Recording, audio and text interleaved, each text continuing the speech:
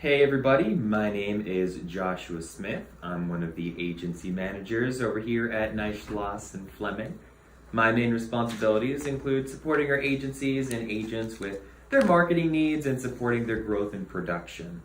Today, I'm going to be reviewing some key marketing elements for any of our agents, and that is events.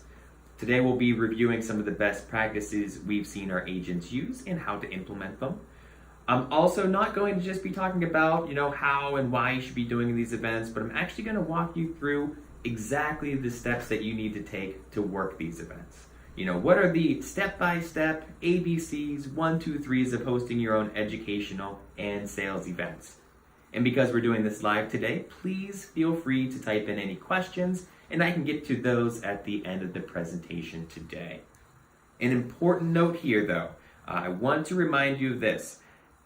This presentation is really going to be for any agent at any level. So whether you're a veteran agent out there doing business for years and crashing those kitchen tables, or if you're a newer agent just getting a feel for the water, there's going to be something really good in here to be found.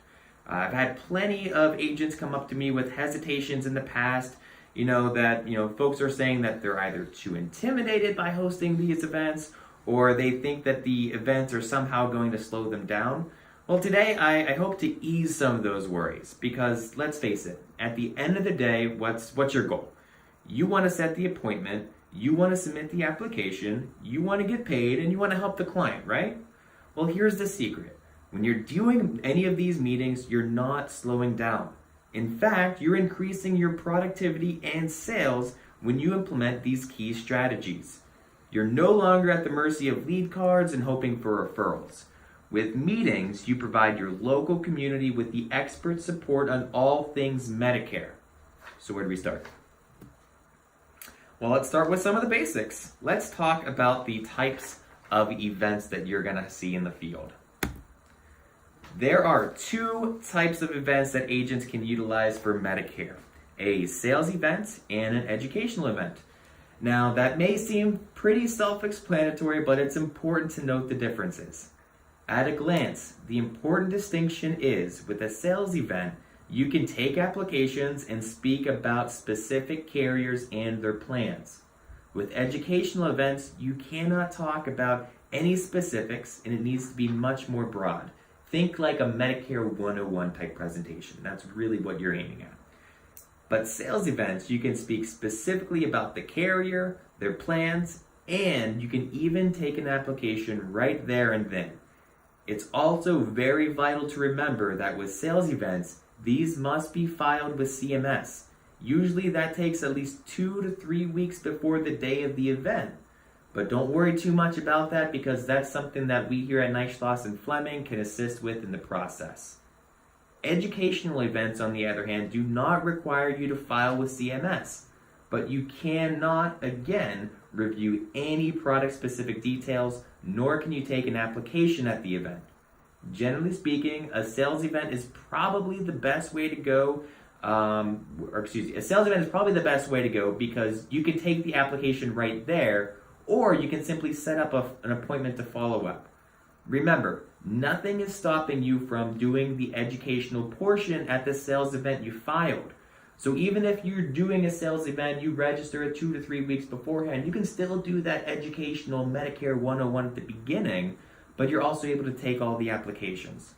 And again, with educational events, you're providing that service to the community and trying to pick up some referral business down the line. It's not get quick or, get the applications immediate. It takes a little bit more time to, meet and greet some of the local folks as well. So that's the quick and dirty. Now let's talk a little bit more in depth on sales events and their importance in your world. For sales events, one of the most important things that you can do is to know your audience. So let's talk about those demographics for just a bit. Who do you want to get in front of for these events? We've seen massive success in low-income and LIS markets because they offer a year-round opportunity to enroll. How's that? Well, for starters, LIS stands for Low Income Subsidy. This is an income threshold that the federal government has set up in which qualifying individuals can get extra help from the government to help pay for their prescription drug costs. Now, the reason that we want to target these folks is twofold. One, because these are the exact individuals that can use some of the additional support from a local agent to navigate all these crazy benefits. And two, because each quarter of the year, recipients of LIS can switch out of their current Medicare Advantage or prescription drug plans, giving you an opportunity to become their agent right there. It's usually only reserved for special election periods and the annual election period at the end of the year. So while most agents are sleeping in and taking vacations this time of year, you can be out there submitting applications all year round. It's a win-win situation that's going to dramatically increase your sales and support in your local communities. So like we established, we're going to most likely be setting up sales events to find these LIS recipients, right? The reason is we want to educate them, and we also want them to enroll into a new plan that fits their needs. So where do we go? We want to find a location that can support meetings and somewhere our target demographic knows and visits. Such places can be a local church, a senior high-rise, a community center, a library, a senior health expo, and actually one of our most utilized locations is the local food bank. Food banks are great because they cater to our exact demographic, low-income recipients. As long as your prospect also has Medicare, which they can get through either their age or a disability, you've got a potential sale right in the works.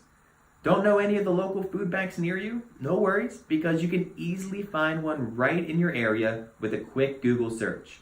Simply type in food banks near me, and the power of the internet will lead you right to some options available in your area. Alternatively, you can use foodpantry.org to search for any local spots as well. Both of these services should be able to provide phone numbers, addresses, and even hours of operation. Food banks offer some of the best opportunities for these events because they've got regular foot traffic in the door and they're quick and easy to conduct a kiosk event. And a kiosk event is basically a type of sales event where an agent can be at a table, standing and smiling, while your consumers can walk up to you and ask about who you are, what you offer, and how you can help them out. You don't need to worry about a presentation, you don't have to have slides, you don't need to worry about having a projector. All you need to do is focus on meeting as many people as possible. So as people are coming up to you, you can have them fill out lead cards, you can set up follow-up appointments, or if you want the service right then and there, you can even enroll them on the spot. When doing that, however, you do want to make sure you're doing your due diligence and checking their drugs and doctors before you put them on a plan. One thing to remember, and you should always keep this in mind in this industry, you are going to have pushback. You're going to have people that aren't interested in having you come in. And that's okay. Nobody in this business got to where they are without hearing the word no. So while you may get turned down from 1, 2, 3, or even 4 of these facilities, you still need to remember that someone is going to say yes. Persistency is absolutely the key here. Refine your technique, figure out why you were turned down, and prepare to overcome these obstacles and roadblocks on your next call. If you're struggling, or if you're struggling, you have a whole office at Neishloss and Fleming at your support. If you're an agency, myself or Jesse can assist. If you're a contracted direct agent, you've got a regional sales manager to support you and bounce ideas off of.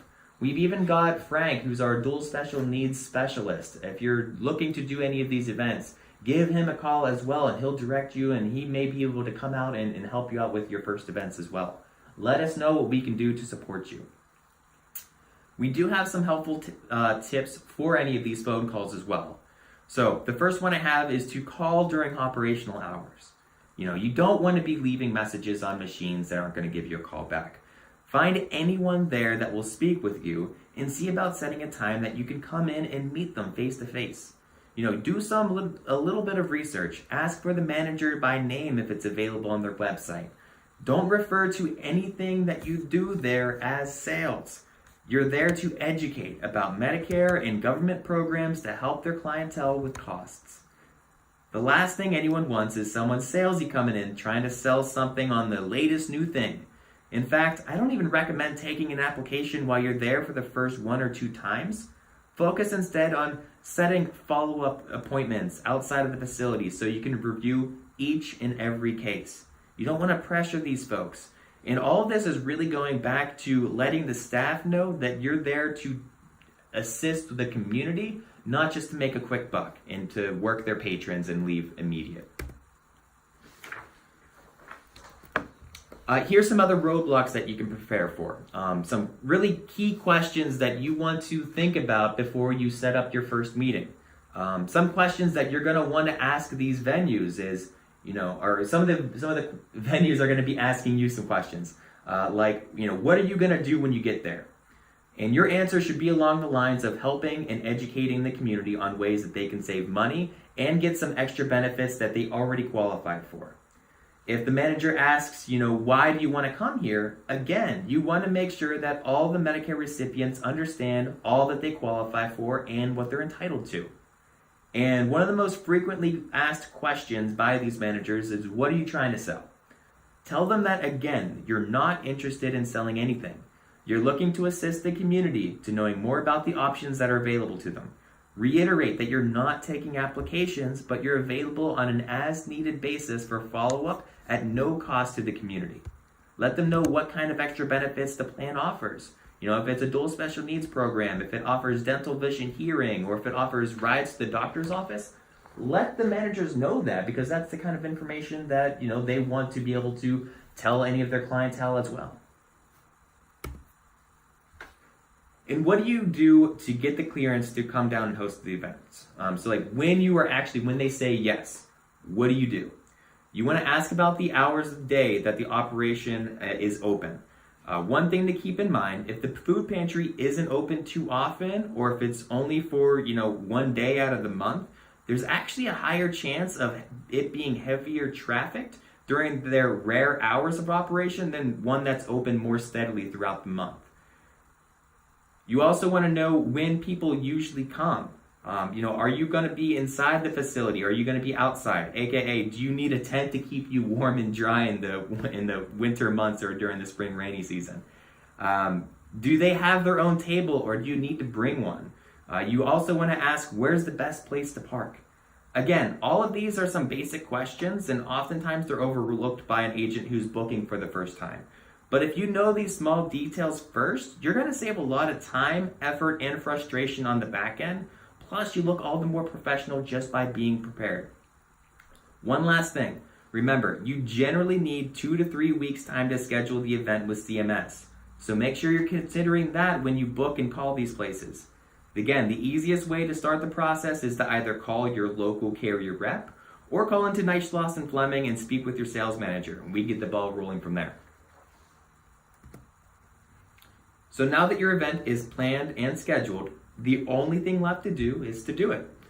On the day of the meeting, make sure to bring in your app booklets, table skirt, leads cards, Werther's originals, and if you have any carrier-specific swag, bring that along as well, and you're ready to go. Most of these materials are available on the carrier website, but Knight, Schloss & Fleming can also help with designing any custom materials as well. Most places do have a table, but always bring a backup. Don't overdress for these events. You want to look professional, but not over the top. A golf shirt and slacks will just be fine. For the sake of compliance, here's a few points not to do. For the sake of compliance, do not leave your table to talk to someone. You want to make sure that you're engaged with your immediate area and not wandering around. You also don't want to make a scene. These people are here for the food bank, not specifically to see you. You don't need to flag them down, wave them, go chase them around, anything like that. Sit there, look pretty, smile, and engage with the population that comes up to you. When you arrive, make sure that you're talking to the staff and introduce yourself. You want to make sure that everyone there that works there knows exactly the reason that you're there, and that's to help someone with their Medicare questions. You're there for the seniors to provide them services that they might know that they qualify for.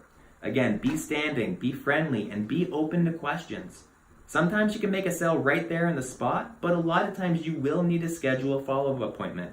Before you have the appointment, you always want to get their information as opposed to, you just giving them a business card. Have them fill out a lead card so you can track things like their phone number, times that they're available, their address, and if they have Medicare and Medicaid cards. And that's it. That's really all you have to do to set up one of these sales meetings. You're on your way to seeing more consistent leads if you implement these ways. Just remember, never stop doing these events.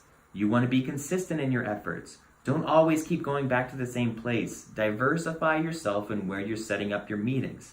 If you think you've exhausted the client pool at one facility, just stop going there for a little bit. Find greener pastures elsewhere. And that wraps up a little bit on our sales events, so let's talk about things on the other side, educational events.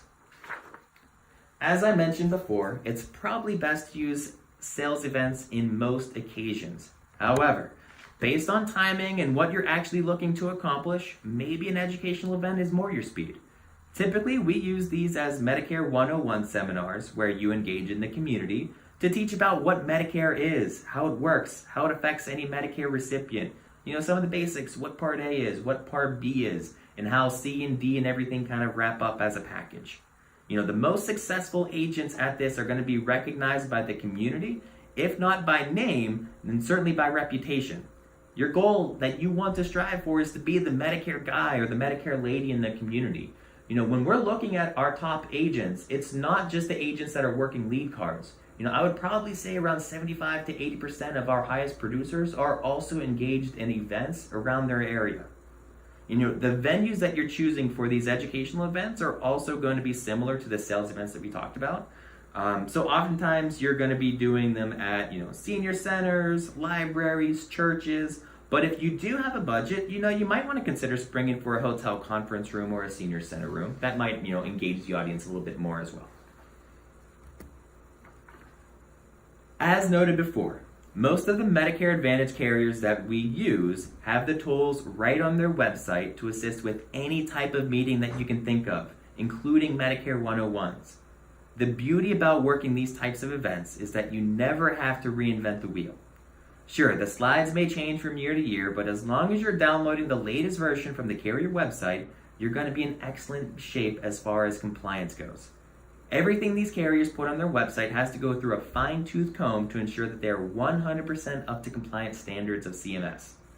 Additionally, you also have the leverage that we can assist with any type of marketing tools as well. If you need a postcard, if you need business cards, brochures, or anything like that, please come to us. It never costs you anything to have us create a design for you, and then we'd be more than happy to work with you and our vendors on pricing and printing and shipping from there. Lastly, and this ties into how to reserve these spaces, and that's yourself. Half the battle of holding an educational event is making sure that you're able to convey to the facility that you are there to solely educate the community. Emphasize that there's going to be no sales at all taking place.